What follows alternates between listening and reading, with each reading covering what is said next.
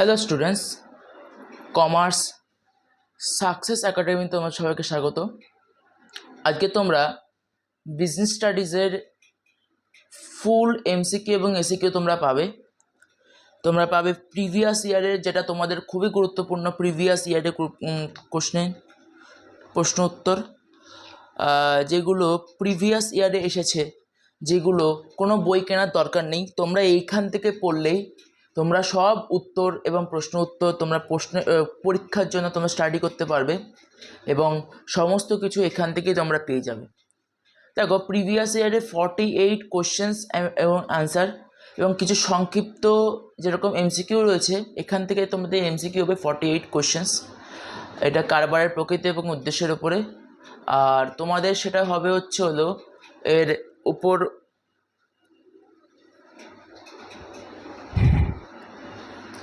তোমাদের এসএকিউ হবে, মানে সংক্ষিপ্ত কোশ্চেনও হবে। আজকে এই পুরোটা ভিডিওটার মধ্যে পুরোটা কমপ্লিট করে দেবো। তো তাড়াতাড়ি এগোচ্ছি, ভিডিওটা শুরু করা যাক। আজকের ভিডিওটা চলো শুরু করা যাক।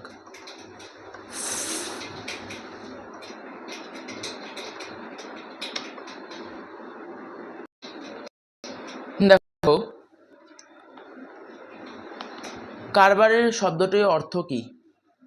শব্দটি কি শব্দ? এটা কি শব্দ? এটা গ্রিক শব্দ, এটা ফরাসি শব্দ, নাকি লাতিন শব্দ? কোনটা? প্রশ্নের উত্তরে বলো। ফরাসি শব্দ এটা। তারপর এটা হচ্ছে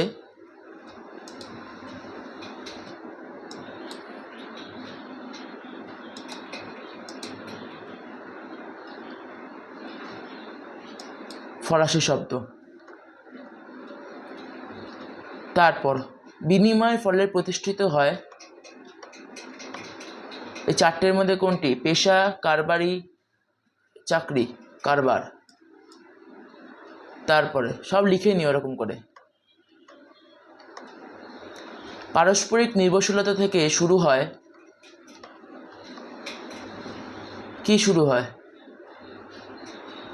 বিনিময়। তারপর স্থানীয় কারবারের একটি উদাহরণ হলো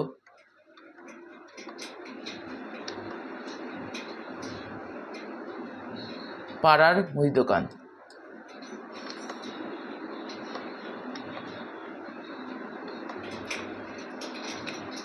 নিচের কোনটি কারবারের বৈশিষ্ট্য নয়? কোনটি? সমাজসেবা। তারপরে ফেরিওয়ালা হলেন একজন কারবারি। ফেরিওয়ালার কাজ হচ্ছে তো কারবারের মতো। ফেরিওয়ালা যদি একদিন কাজ না করে সেটা হবে না, তার একদিনও হবে না। আর ফেরিওয়ালার কাজটাই হচ্ছে কারবারের মতো, ঠিক আছে?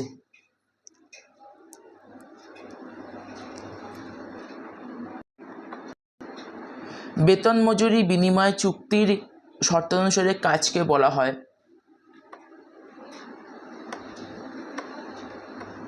কারবার, চাকরি না পেশা, নাকি অকারবারি কাজ? চাকরি।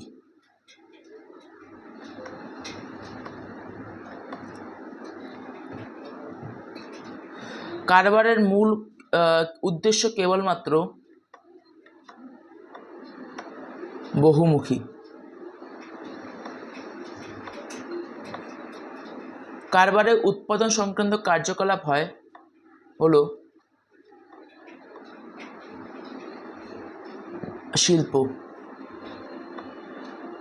আচ্ছা, আরেকটা কথা, এই যে পয়েন্টগুলো পরপর করে আসছে, তোমরা যদি পারো তো ওইটাকে তোমরা কাউন্ট করতে থাকো, তোমরা কতটা পর্যন্ত, মানে কতটা কি করেছো, মানে কতটা কি পড়েছো। তোমরা যদি আগে থেকে কেউ যদি বই পড়ে থাকো, তাহলে এইটা আমি আগে যখন এখন যখন দিয়ে দিয়েছি তোমাদেরকে, তখন এইটা তোমরা কতটা কি পারছো আর কতটা কি পারছো না, তারা কমেন্টে লিখে দিও আমি পেরেছি অথবা আমি পারিনি। ওকে, এটাই।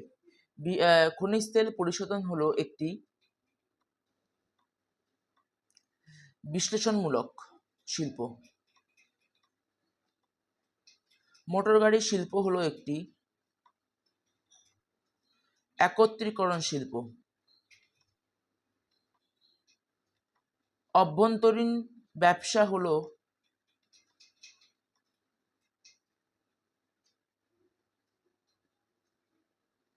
অভ্যন্তরীণ ব্যবসা।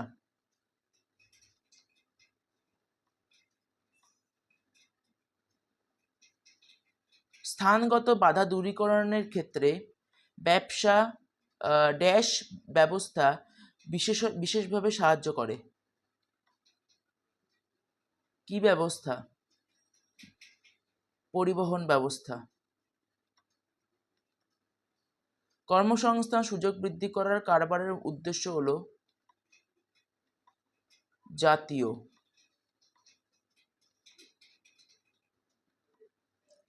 কারবারের মুখ্য উদ্দেশ্য হলো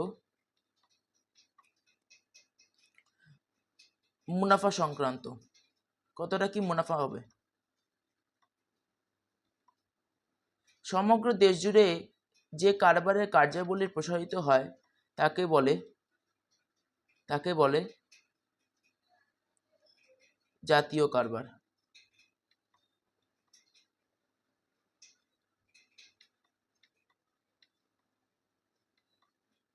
স্কুল, কলেজ, গ্রন্থাগার স্থাপন কারবারের কোন ধরনের কাজ?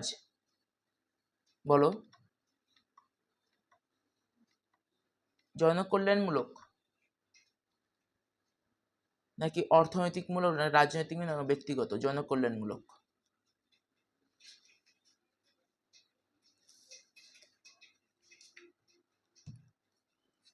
তারপর চলো, কারবারের পৃথক সত্তা বিশিষ্ট কি ধরনের? সামাজিক প্রতিষ্ঠান। কারবার মানুষের জন্য কি করে? চাহিদা পূরণ করে। পুস্তক পড়া, রেডিও শোনা, সিনেমা এবং টিভি দেখা মানুষের কি ধরনের চাহিদা? সাংস্কৃতিক চাহিদা। কারবারের মূল ভিত্তি কি?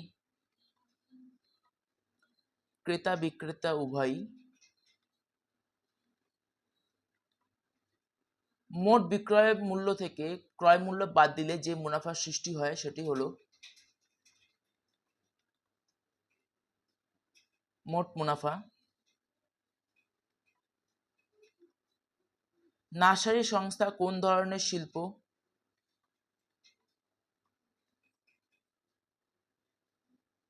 প্রজনন শিল্প। আচ্ছা, আরেকটা কথা, তোমাদের সাথে আমি এখন এমসিকিউ শেয়ার করছি, তোমাদেরকে আমি আগেও বলেছিলাম এটা, কারণ এমসিকিউটা শেয়ার করছি হলো এই যে এমসিকিউ তোমাদের যেহেতু ফার্স্ট সেমিস্টারে তোমাদের পরীক্ষা খুবই কাছে এবং শীঘ্রই চলে এসেছে, তো সেক্ষেত্রে 40 মার্কসে যত পর্যন্ত আমি এমসিকিউ দেওয়ার কথা আমি তত পর্যন্ত আমি দিয়ে দিচ্ছি। আর ওইগুলো আমি যেগুলো দিচ্ছি সেগুলোই আসবে একদম 100%, একদম 100%। প্রত্যেকটা স্কুল একই রকমভাবে প্রশ্ন করে। আর তোমাদের তো এখন ইসের থেকে আসে, বিধানসভা থেকে, ওই কোথা থেকে প্রশ্নটা আসে, ওই প্রশ্ন এখান থেকে এসে তোমাদেরকে ইসে দেয়, মানে এই শিক্ষা কেন্দ্র থেকে প্রশ্নটা এসে তোমাদের সমস্ত স্কুলে প্রশ্নগুলো পৌঁছে যায়। আর ফার্স্ট সেমিস্টারে তোমার যেহেতু 40 মার্কসের পরীক্ষা আর শুধুমাত্র যেহেতু এমসিকিউ পরীক্ষা, তো সেক্ষেত্রে তোমরা চিন্তা করো না, আমি যা এমসিকিউ দেবো, আমি যা এসিকিউ দেবো সেগুলোই আসবে। আর এসিকিউ বড় কোশ্চেন যখন আমি করাবো, যখন বড় কোশ্চেন করাবো, তখন আমি বড় কোশ্চেনের সাথে সাথে পুরো চ্যাপ্টারগুলোকে বইতে বইতে যাবো। ঠিক আছে? 10 কিংবা 15 মিনিট, 1 ঘন্টার মধ্যে পুরো চ্যাপ্টার আমি বুঝিয়ে দেবো আর সমস্ত তোমার মাথার মধ্যে ঢুকিয়ে দেবো এবং বড় কোশ্চেনও দিয়ে দেবো, এমন বড় কোশ্চেন দেবো সেগুলিই আসবে। ঠিক আছে? তো শুরু করা যাক পরের প্রশ্ন, এটাই বলার জন্য। তারপরে শুরু করা যাক পরের প্রশ্ন। এটা কেটে দিই।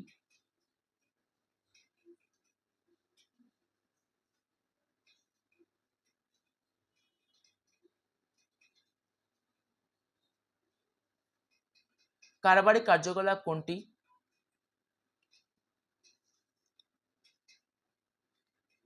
মুনাফার উদ্দেশ্যে কাজ।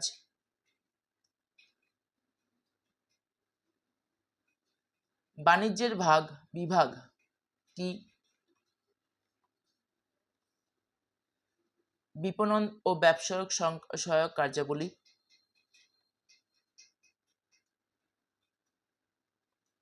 কম্পিউটার কোন শিল্পের অন্তর্গত? একত্রীকরণ। সমুদ্র থেকে সমুদ্র থেকে মৎস্য আরোহণ কোন শিল্পের অন্তর্গত?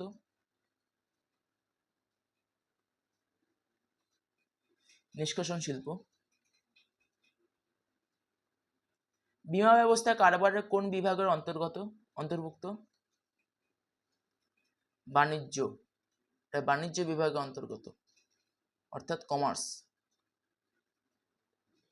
সময় পরিবর্তনের সঙ্গে মানুষের চাহিদায় পরিবর্তন ঘটে, এইরূপ ঝুঁকিকে বলে অর্থনৈতিক ঝুঁকি। বন্টন সংক্রান্ত কার্যকলাপকে কি বলা হয়? বাণিজ্য।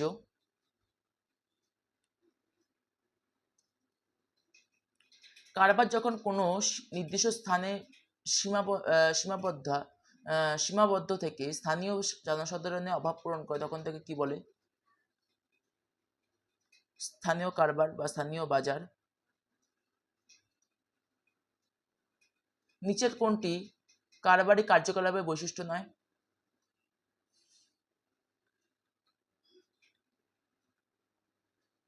কারবারি কার্যকলাপের বৈশিষ্ট্য নয় কোনটি?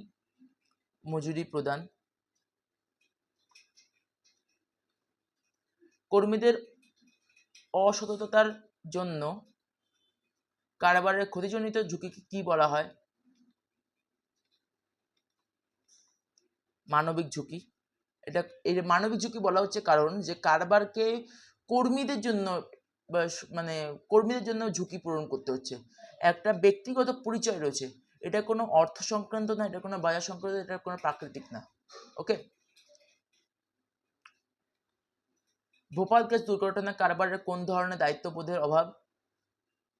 ভোপাল গ্যাস দুর্ঘটনা সামাজিক।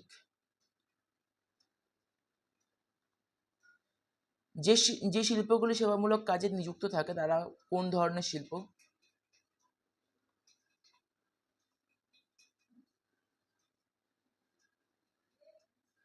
তৃতীয় পর্যায় বা ট্রাশিয়ারি যুগের শিল্প। মানে যে সমস্ত শিল্প এতক্ষণ প্রাথমিক পর্যায়ে শিল্প পড়েছো, দ্বিতীয় পর্যায়ে শিল্প পড়েছো, কিন্তু ট্রাশিয়ারি যুগ হচ্ছে, এটা খুবই ইম্পর্টেন্ট প্রশ্ন একটা। এই প্রশ্নটাকে খুব একটু ভালো করে তোমরা পড়ে নিও।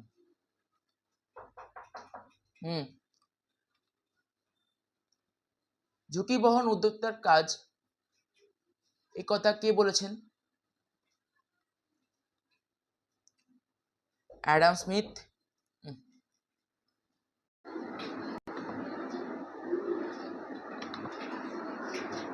কারবারের ভিত্তি হলো সঠিক সংগঠন, এই কথা কে বলেছেন? এগুলোকে মনে রাখবে।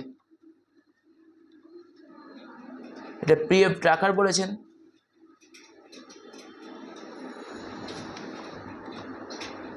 ব্যাংক কোন শিল্পের অন্তর্গত? তৃতীয় পক্ষের শিল্পের অন্তর্গত।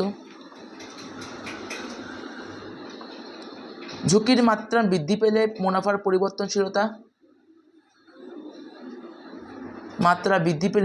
পরিবর্তনশীলতা কি হবে?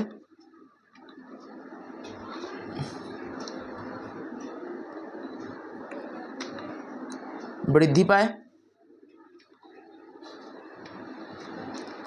40 নাম্বার, বাজারের অবস্থার পরিবর্তনের জন্য যে ঝুঁকির সৃষ্টি হয় তাকে কি বলে?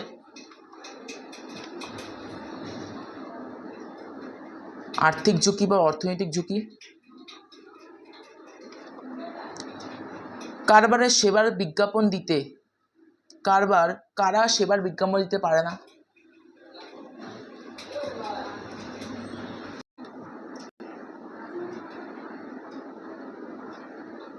পেশাদাররা। রেলপথ বাঁধ নির্মাণ কোন ধরনের শিল্পের অন্তর্গত?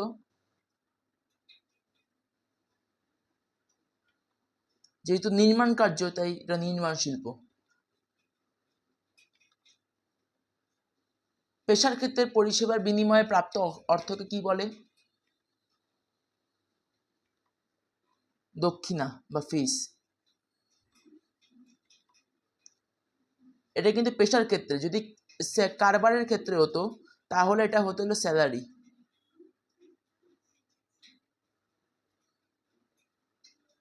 স্যালারি, ওকে।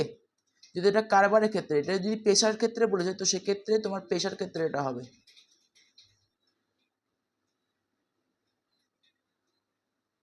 নিচের কোনটি কারবারের বৈশিষ্ট্য নয়?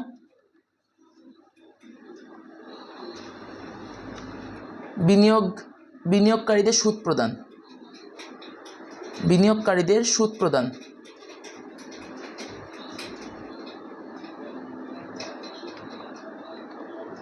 নিচের কোনটি পেশার বৈশিষ্ট্য নয়?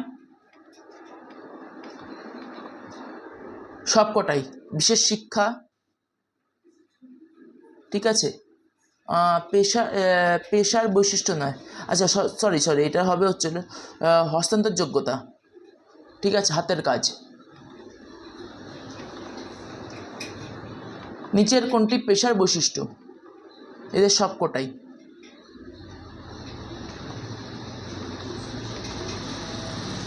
জীবিকা অর্জনের জন্য অনুশীলন আইনজীবী যুক্ত থাকে পেশার সঙ্গে।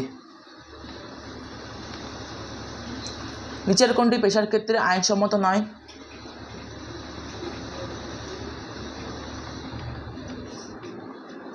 বিজ্ঞাপন দেওয়া। স্টুডেন্টস, শেষ, মানে তোমাদের এমসিকিউ এখানে শেষ। এবার তোমাদের আসছে হলো সংক্ষিপ্ত প্রশ্ন উত্তর, ঠিক আছে। এটা একটু ভালো করে দেখবে, কারণ এইখান থেকে তোমাদের কিছু প্রশ্ন উত্তর আসবে, ঠিক আছে। আর এমসিকিউ তো আসবে, এমসিকিউর সাথে সাথে এখান থেকে তোমাদের কিছু প্রশ্ন উত্তর আসবে। দেখো, রপ্তানি ব্যবসা কাকে বলে? যখন কোনো দেশ নিজ দেশের পণ্য অপর কোনো দেশে বিক্রয় করে তখন তাকে বলা হলো রপ্তানি ব্যবসা। রপ্তানি ব্যবসা কাকে বলে? যখন কোনো দেশ, ভাবো তোমার দেশ ইন্ডিয়া যে রয়েছে, ওর পণ্য আমেরিকাকে বিক্রি করছে, ঠিক আছে। এই যে আমেরিকা যে পণ্যটা বিক্রি নিচ্ছে, ওর যে এবার তার ফলে যে বিক্রয় করছে তাকে বলে রপ্তানি দেশ, ঠিক আছে। যেমন ভারত বিদেশে চা বিক্রয় করলে বিদেশে চা বিক্রয় করা হলো ভারতের রপ্তানি ব্যবসা। বুঝলে? তারপরে দেখো, এটা হলো রপ্তানি ব্যবসা। এটা খুবই important, very very important question, এটা most important and very very important question. পুনঃরপ্তানি ব্যবসা কাকে বলে? যখন কোনো ব্যবসায়ী বিদেশ থেকে কোনো দ্রব্য ক্রয় করে সেই দ্রব্যকে পুনরায় অন্য কোনো দেশে বিক্রয় করে তখন তাকে বলে পুনঃরপ্তানি ব্যবসা। যেমন শ্রীলঙ্কা যদি ভারত থেকে কয়লা ক্রয় করে সেটি পাকিস্তানের কাছে বিক্রয় করে তবে তাকে বলে শ্রীলঙ্কার পুনঃরপ্তানি ব্যবসা। ওকে, এটাও মোস্ট ইম্পর্টেন্ট কোশ্চেন। প্রতি বছর এমসিকিউ এসিকিউ বলো, বিভিন্ন জায়গায় এই পুনঃরপ্তানি ব্যবসা কাকে বলে উদাহরণ দেয়, ঠিক আছে। তারপর উদাহরণ দাও, তারপর হচ্ছে হলো এই কাকে বলে, তারপর হচ্ছে হলো প্রতি বছর কোনো না কোনো সময় এই প্রশ্নটা এসেছে। তাই বলছি প্রশ্নটাকে ভালো করে পড়বে, খুব important, very very important question.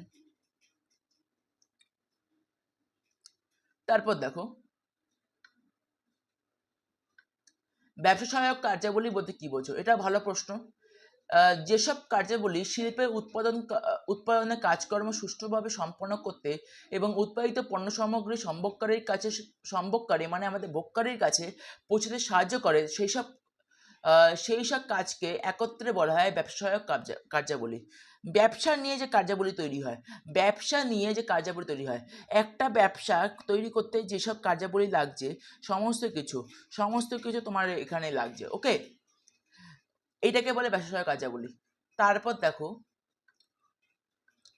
ঝুঁকির সংজ্ঞা দাও। উত্তর, প্রকৃত আয় উপার্জনের সম্ভাবনা যদি প্রত্যাশিত আয় উপার্জনের সম্ভাবনা থেকে কম হয় তাহলে ওই সম্ভাবনার পরিমাণকে ঝুঁকি বলে। ঝুঁকির আয়, প্রকৃত আয় যেটা উপার্জন হচ্ছে ওর সম্ভাবনা যদি প্রত্যাশিত আয় উপার্জনের সম্ভাবনা থেকে কম হয়, অনেক যদি কম হয়ে যায় তখন তাকে, যেটা আমি প্রত্যাশা করছি এবং যেটা আমার হবে সেই আয়ের উপার্জন, এবং যেটা আমি প্রত্যাশা করছি, এটা আমি আশা করছি যে এই আয়টা আমার এরকম মানে হতে পারে, বা যদি কম হয় তাহলে যদি আমার সেই সেই অর্থে সেখানেই আমার ঝুঁকি হবে। ঠিক আছে, তাহলে আমাকে ব্যবসাকে এত টাকা দিতে হবে অথবা ব্যবসা থেকে এত টাকা যাবে। ঠিক আছে, দুটোই ঝুঁকি। তারপর দেখো, এটাও গুরুত্বপূর্ণ, এটা পড়ে নেবে। ঝুঁকি, ঝুঁকির সৃষ্টির একটি কারণ উল্লেখ করো। বাজারে অবস্থায় পরিবর্তনের জন্য ঝুঁকি সৃষ্টি হতে পারে। এই ধরনের ঝুঁকিকে বলা হয় অর্থনৈতিক ঝুঁকি। বাজারে মানে অবস্থার যখন সৃষ্টি হয়, ঠিক আছে, তখন একটি কারণ, এটাকে কারণ বলেছে, এটি কারণ বলে অর্থনৈতিক ঝুঁকি একটা কারণ। তাহলে অর্থনৈতিক ঝুঁকি কাকে বলে? এখানে বাজারে অবস্থায় পরিবর্তনের জন্য যে ঝুঁকি সৃষ্টি হতে পারে তাকে, এই ধরনের ঝুঁকিকে বলা হচ্ছিল অর্থনৈতিক ঝুঁকি। মানে কখনো অর্থনৈতিক ঝুঁকি হতে পারে, অর্থনৈতিক ঝুঁকি হতে পারে, সামাজিক ঝুঁকি হতে পারে, বিভিন্ন রকমের ঝুঁকি হতে পারে। চলো তারপর চলো, অর্থনৈতিক ঝুঁকি বলতে কি বোঝো? সময়ের পরিবর্তনের সঙ্গে সঙ্গে মানুষের চাহিদায় পরিবর্তন ঘটে এবং এই পরিবর্তনের জন্য বাজারের অর্থনৈতিক অবস্থার পরিবর্তন ঘটে। এই পরিবর্তনের জন্য এই ঝুঁকির সৃষ্টি, যে ঝুঁকির সৃষ্টি হয় তখন থেকে বলে অর্থনৈতিক ঝুঁকি। Most important, very very important question, এটা তোমরা ভালো করে পড়ো, এটা কিন্তু আসবে পরীক্ষায়। মানবিক ঝুঁকি কাকে বলে? সাধারণত ব্যক্তি এবং প্রতিষ্ঠান যে এ থেকে যে ঝুঁকির সৃষ্টি হয় তখন থেকে বলা হয় মানবিক ঝুঁকি। আমি একটা কথা বলি, তোমাদের যেটা আমি যে প্রশ্নগুলো আমি দিচ্ছি, এই কোশ্চেনগুলো তোমরা যদি ভালো করে পড়ো তাহলে তোমরা এই প্রশ্নই পাবে পরীক্ষায়, এই প্রশ্নই তোমরা পাবে পরীক্ষায়। এই প্রশ্ন ছাড়া তোমাদের ব্যতিক্রম কিছু হবে না, এগুলি তোমরা পাবে পরীক্ষায়। তো তারপরে চলো, বাণিজ্যিক ঝুঁকি, বাণিজ্যের সংজ্ঞা দাও। এটা most important, very very important question. এটা প্রতি বছর এসেছে, ঠিক আছে, 2018-তে এসেছে, 19 এসেছে, 20 এসেছে, 22 এসেছে, 23 এসেছে, ঠিক আছে, কোনো না কোনো সময় এটা চলে এসেছে। চলো এটা পড়ি একটু। দেখো, যেসব কাজ বা সেবার মাধ্যমে উৎপাদনের উপযোগী দ্রব্যগুলি কারখানায় পাঠানো হয় এবং উৎপাদিত দ্রব্য ভোক্তাদের কাছে পৌঁছে দেওয়া হয়, সামগ্রিকভাবে সেই সব দ্রব্যকেই বলা হচ্ছে হলো আমাদের সেবা বা কাজ, সেবাকে বলে বাণিজ্য। তারপরে চলো, পেশার একটি উদাহরণ দাও। পেশার একটি উদাহরণ হলো ডাক্তারি। এটাও খুবই মোস্ট ইম্পর্টেন্ট কোশ্চেন, এটা প্রায় এসেছে।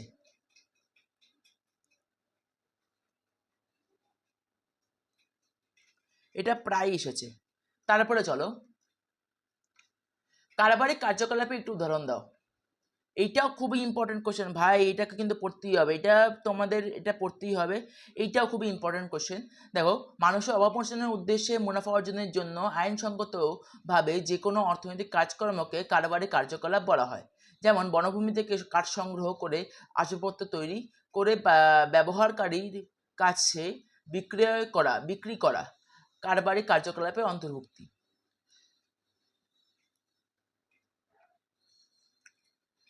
বা বিদ্যালয়ের শিক্ষক কোন ধরনের অর্থনৈতিক কার্যাবলীর সঙ্গে যুক্ত? এটা চাকরিজীবী, এটাকে মনে রাখবে। পেশা কি?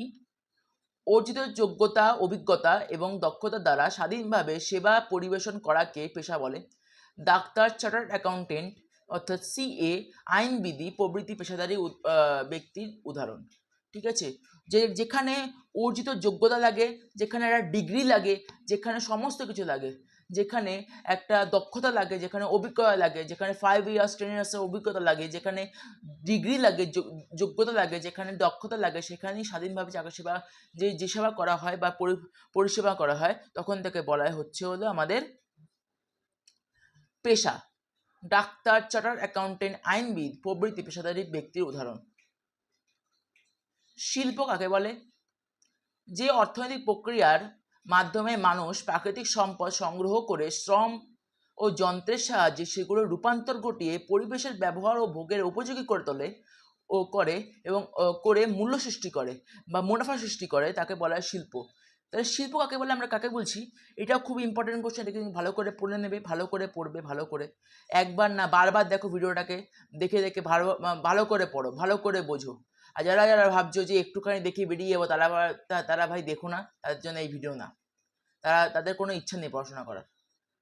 আচ্ছা, অর্থনৈতিক যে অর্থনৈতিক প্রক্রিয়ার মাধ্যমে মানুষ প্রাকৃতিক সম্পদ সংগ্রহ করে শ্রম ও যন্ত্রের সাহায্যে সেগুলো রূপান্তর ঘটিয়ে মানুষের ব্যবহার ও ভোগের উপযোগী করে তোলে, সেই করে মূল্য সৃষ্টি করে, তাকে বলা হয় শিল্প। যেমন বনভূমি থেকে কাঠ সংগ্রহ করে আসবাবপত্র, তারপর তৈরি করা, মাটি থেকে ইট তৈরি করা শিল্পের কাজ। কারবারি কার্যকলাপ কি? মানুষের অভাব মোচনের উদ্দেশ্যে মানুষের মুনাফা অর্জনের জন্য আইনসঙ্গতভাবে যে কোনো অর্থনৈতিক কাজকর্মকে বলে কারবারি কার্যকলাপ। খুবই ইম্পর্টেন্ট, এই কোশ্চেনটা দিয়ে দেয় মাঝে মাঝে, কিছু কিছু স্কুল দিয়ে দেয়, অরে থাকবে এটা। ব্যবসা সহায়ক কার্যাবলী উদাহরণ দাও। যে কোনো অর্থনৈতিক সংক্রান্ত কার্যাবলী, যেমন লেনদেন, চেক, হুন্ডি, ড্রাফট, মানে ব্যাংক ওভারড্রাফট, হুন্ডি, বিলস পেয়েবল, চেক রিসিভড, যে কোনো লেনদেন, ব্যাংক লেনদেন, ঠিক আছে। প্রাথমিক কার্যকলাপ কি? প্রাইমারি ইন্ডাস্ট্রি কাকে বলে? এটা খুবই ইম্পর্টেন্ট, আমি একদম ছোট করে দিয়েছি, বেশি বড় করে পড়তে হবে না। দেখো, যে শিল্পের প্রাকৃতিক সম্পদ সরাসরি সংগ্রহ করা হয় তাকে বলে প্রাথমিক সম্পদ। যে শিল্পের প্রাকৃতিক সম্পদ সরাসরি সংগ্রহ করা হয় তাকে বলে প্রাকৃতিক সম্পদ, প্রাথমিক সম্পদ, প্রাইমারি ইন্ডাস্ট্রি, যেমন কৃষি, মৎস্য চাষ, এগুলো। সেকেন্ডারি ইন্ডাস্ট্রি অথবা দ্বিতীয়ক শিল্প কাকে বলে?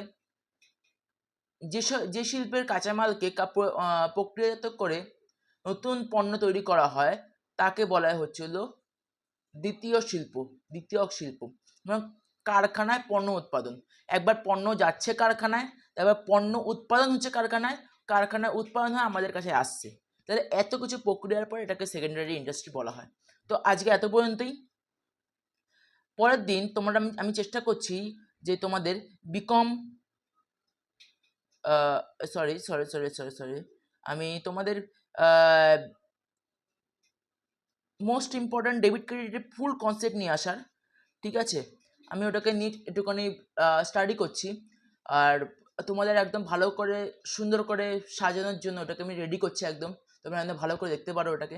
ডেবিট ক্রেডিট নিয়ে আসার দরকার। তো ডেবিট ক্রেডিটের পুরো কনসেপ্ট রয়েছে ওর মধ্যে রয়েছে হলো বিভিন্ন রকমের জিনিস, মানে যেগুলো তোমাদের খুবই পছন্দ হবে, ঠিক আছে। কিছু অ্যাকাউন্টস টাইপস, ঠিক আছে, যেগুলো আমি আগে পড়িয়ে দিয়েছি সেগুলো রয়েছে এর মধ্যে। কিছু এমসিকিউ যেগুলো ডাবল এন্ট্রি সিস্টেমের মধ্যে লাগে, ডেবিট ক্রেডিটের মধ্যে লাগে, ডাবল এন্ট্রি সিস্টেমের মধ্যে লাগে, ঠিক আছে। কিছু এগুলো রয়েছে। তো আজকের মতো এখানেই, ভিডিওটাকে ভালো করে সাবস্ক্রাইব করে দিও, লাইক করে দিও এবং শেয়ার করে দিও। আর হচ্ছে হলো ভিডিওটাকে সম্পূর্ণ দেখো, বারবার দেখো, একবার না বারবার দেখো, কারণ এগুলোর মধ্যে তোমাদের খুব ইম্পর্টেন্ট কোশ্চেন জড়িয়ে আছে, 100% কমনযোগ্য প্রশ্ন এখানে জড়িয়ে রয়েছে, ঠিক আছে। এগুলোই আসবে, তোমরা এগুলোকে পড়ে যেও ভালো করে। আর আমি চেষ্টা করব আরও ছোট করে দেওয়ার, আরেকবার যখন সাজেশন দিয়ে দেবো তখন তোমরা ওটাকে পড়ে নিও, ওকে। তো আজকের মতো এখানেই, ধন্যবাদ।